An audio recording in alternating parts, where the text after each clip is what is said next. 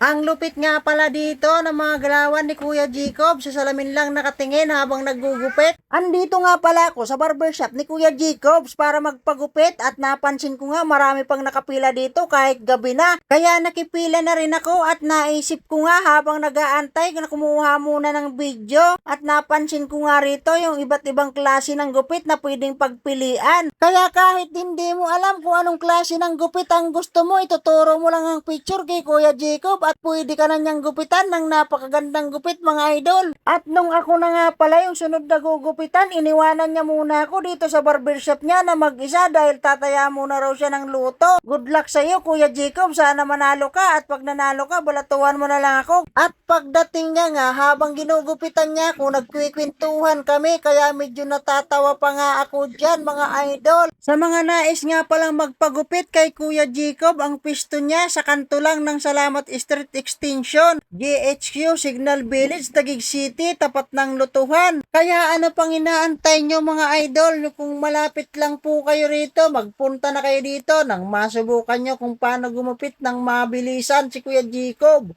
At napakaganda ng gupit niya mga idol, hindi kayo magsisisi, talaga namang quality. At hindi lang yun mga idol, dahil mura nga lang pala ang singil niya sa gupit dito. Sa halagang 100 or 150, maaari ka nang mamili kung anong gusto mong design ng gupit. At naka-aircon pa ang barbershop ni Kuya Jacob. At talaga namang marirelax kayo rito dahil bukod sa aircon na, may TV pa na pwede mong panuuran ng mga laro. Ako na nga lang pala yung last nagugupitan ni Kuya Jacob dahil hanggang alas 8 nga lang pala siya bukas. At bago nga pala magtapos ang video na ito, shout out na muna sa mga new followers at sa mga solid supporter ko na patuloy na nanonood at sumusuporta sa aking mga video, lalong lalo na yung mga taga-ibang bansa at sa mga OFW na patuloy na nanonood at sumusuporta sa aking mga video. Ingat po kayong lahat dyan. Maraming salamat mga idol. Ang lupit nga pala dito ng mga galawan ni Kuya Jacob, sa salamin lang nakatingin habang naggugupit. So